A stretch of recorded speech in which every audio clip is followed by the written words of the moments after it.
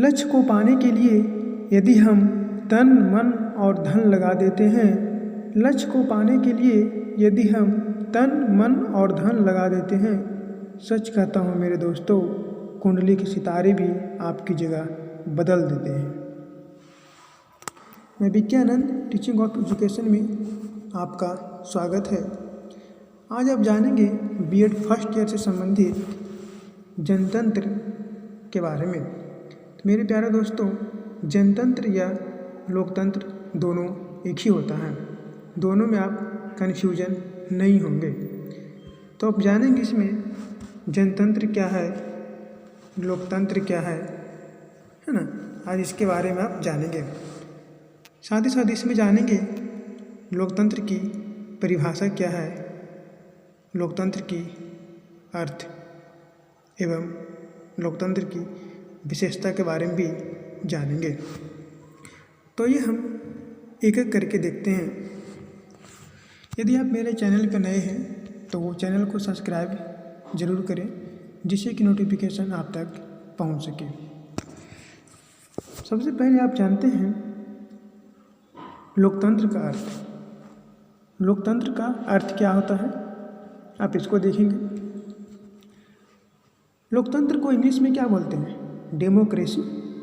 शायद आप जानते होंगे लोकतंत्र को इंग्लिश में क्या बोलते हैं, डेमोक्रेसी। लोकतंत्र डेमोक्रेसी शब्द का हिंदी रूपांतरण है। डेमोक्रेसी शब्द का हिंदी रूपांतरण है। अंग्रेजी में इसे डेमोक्रेसी कहते हैं, है ना।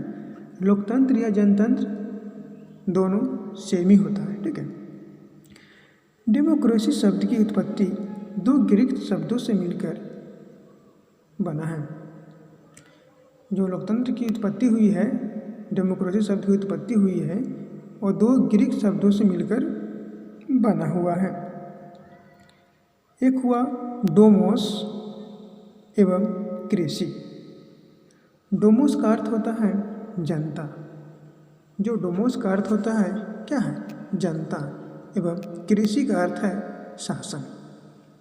इस प्रकार इसका शाब्दिक अर्थ है जनता के हाथ में शासन या शक्ति। जनता के हाथ में शासन या शक्ति, किसका मतलब, लोकतंत्र के मतलब। लोकतंत्र शासन की वह प्रणाली है जिसमें जनता का शासन जनता द्वारा और जनता के लिए होता है। ये किसने कहा है पता है, ये जो स्टेटस है जनता का शासन जनता द्वारा और जनता के लिए होता है, किसने कहा है पता है आपको। ये अमेरिका के राष्ट्रपति थे जिनका नाम था अब्राहम लिंकन। वो 16वां राष्ट्रपति थे, उन्हीं का ये स्टेटस है ना।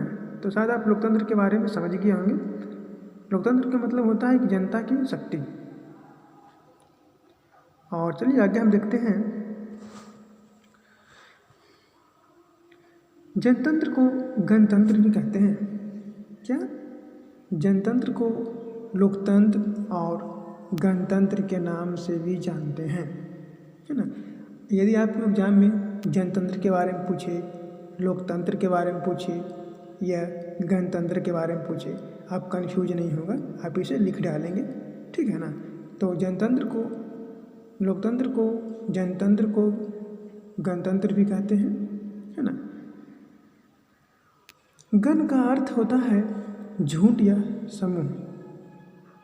जो गणतंत्र है जिसमें गण का अर्थ होता है झुंड या समूह, जो जन समूह का घोतक होता है। शासन को राज्य भी कहा जाता है। जो शासन को राज्य भी कहा जाता है, इसीलिए लोकतंत्र के लिए गणराज शब्द के भी प्रयोग किया जाता है। लोकतंत्र के लिए गणराज शब्द के भी प्रयोग किया जाता है। इसे बहुत सारे कॉमन वर्ड हैं, जनतंत्र, लोकतंत्र, गणतंत्र, गणराज, सभी एक कॉमन वर्ड है ना जी। आगे देखते हैं। देश के शासन का जो बागडोर होता है, जो देश के शासन का बागडोर होता है, किसी एक की व्यक्ति के हाथों में ना होकर संपूर्ण जनता के हाथ में होता है, समझे। जो देश की शासन का जो भी बागडोर है, किसी एक के व्यक्ति के हाथ में ना होता है, ये संपूर्ण जनता के हाथ में होता है। इसलिए देश का मालिक कौन, जनता, सरकार नहीं होता है। बट अभी उल्टा होता है। कानून की निगाहें में सभी व्यक्ति बराबर हैं। कानून की जो निगाहें हैं उसमें सभी व्यक्ति क्या है, बराबर हैं, और सरकार में उनका समान रूप से हाथ होना चाहिए। आर्थिक जनतंत्र में संपत्ति पर सभी व्यक्ति का अधिकार होना चाहिए। आगे देखते हैं, का अधिकार होता है सभी व्यक्ति को अपनी योग्यता के अनुसार कार्य करने की, जीविकोपार्जन करने की स्वतंत्रता रहती है। जिस व्यक्ति के पास जो क्वालिटी है आप उनके अनुसार काम कर सकते हैं, आपकी आज़ादी है, कोई रुकावट इसमें नहीं है। सामाजिक जनतंत्र भी जनता का, जो सामाजिक जनतंत्र होते हैं उसमें भी जनतंत्र का आवश्यक रूप है। सामाजिक क्षेत्र से जनतंत्र का अर्थ होगा भेदभाव का अभाव। जनतंत्र में भेदभाव का अभाव रहता है, भेदभाव नहीं करना है। समाज के सभी सदस्य समान हैं।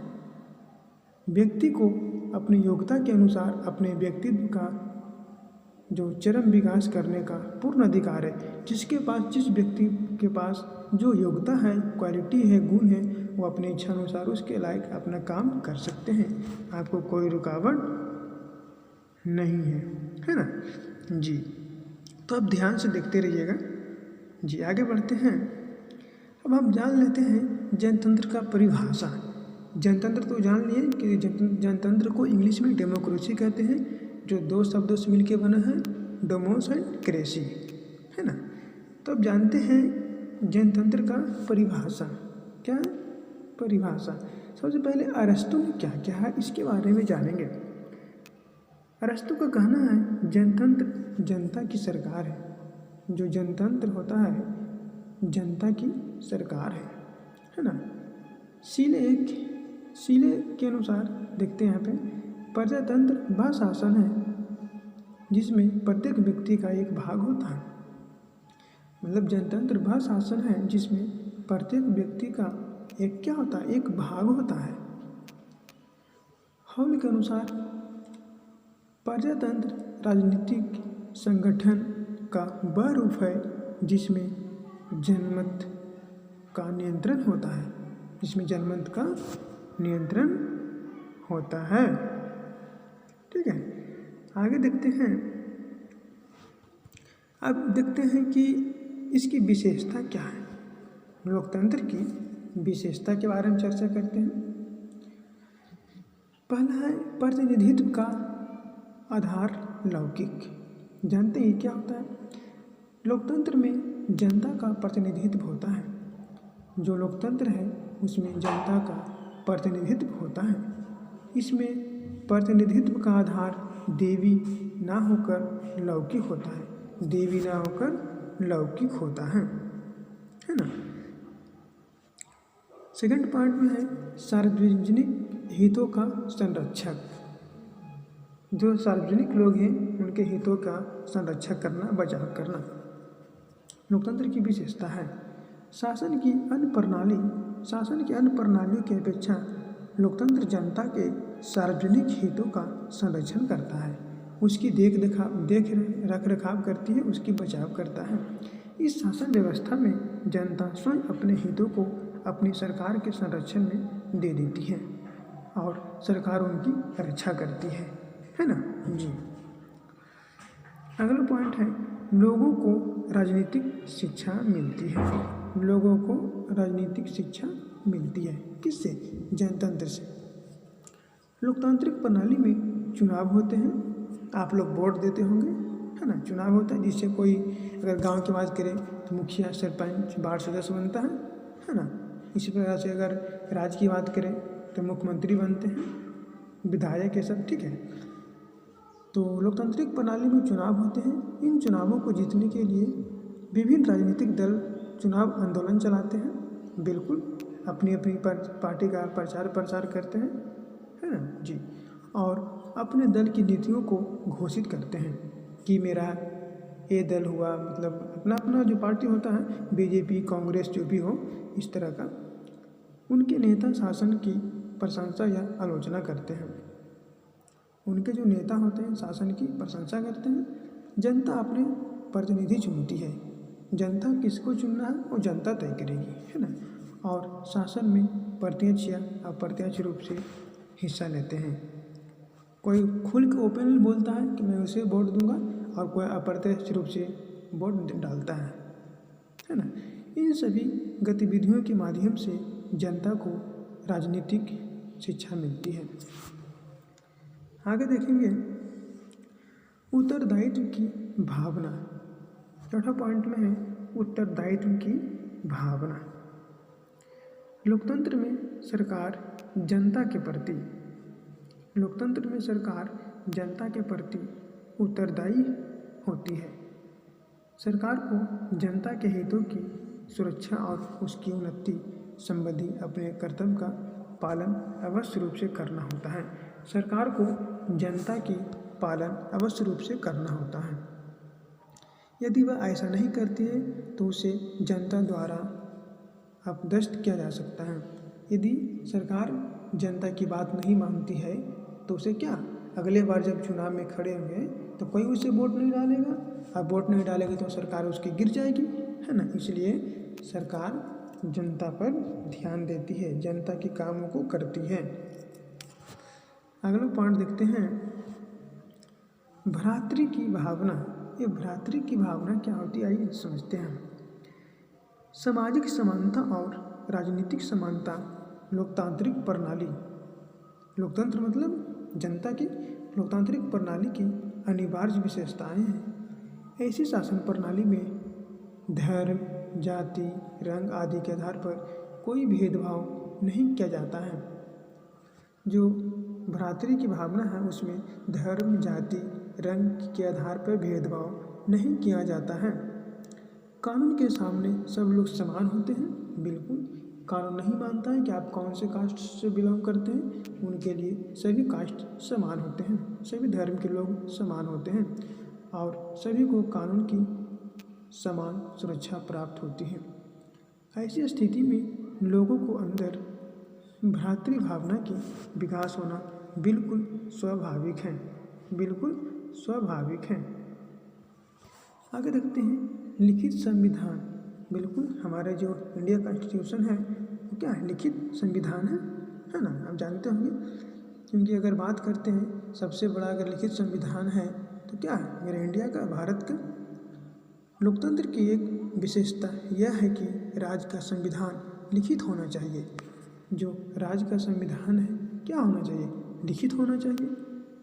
यद्यपि इंग्लैंड में संविधान के अलिखित होने पर भी, इंग्लैंड में जो संविधान है कैसा है, अलिखित है। अलिखित होने पर भी लोकतंत्रात्मक शासन प्रणाली सफलतापूर्वक कार्य कर रही है, परंतु यह एक अपवाद है। इंग्लैंड में अलिखित संविधान है फिर भी वहाँ लोकतंत्रात्मक शासन काम कर रहा है, ऐसा नहीं होता है। लेकिन इंग्लैंड एक एक्सेप्शन में आता, अपवाद में है। तो अब जानेंगे जो इंग्लैंड का संविधान है वो क्या है, लिखित नहीं है। अगला पॉइंट है उदारवादी सरकार। ये उदारवादी सरकार क्या होता है? लोकतंत्र में सरकार उदारवादी है। कैसे? जिसके द्वारा देश की बदलती परिस्थितियों के अनुसार राजनीतिक, आर्थिक, सामाजिक और धार्मिक सुधार संभव हो सकते हैं। कहा जाता है कि लोकतंत्र में जो सरकार होती है बहुत ही उदारवादी होते हैं, जिसके द्वारा देश की जो बदलती परिस्थिति के अनुसार जैसे राजनीतिक, धर्म, आर्थिक, सामाजिक और धार्मिक सुधार संभव हो जाता है। क्या हो जाता है? संभव हो जाता है। अगला पॉइंट है वयस्क अथवा सार्वभौमिक मताधिकार, वोट देने का अधिकार। लोकतंत्र की यह भी एक विशेषता है कि इसमें वयस्क मताधिकार के सिद्धांत का पालन किया जाता है।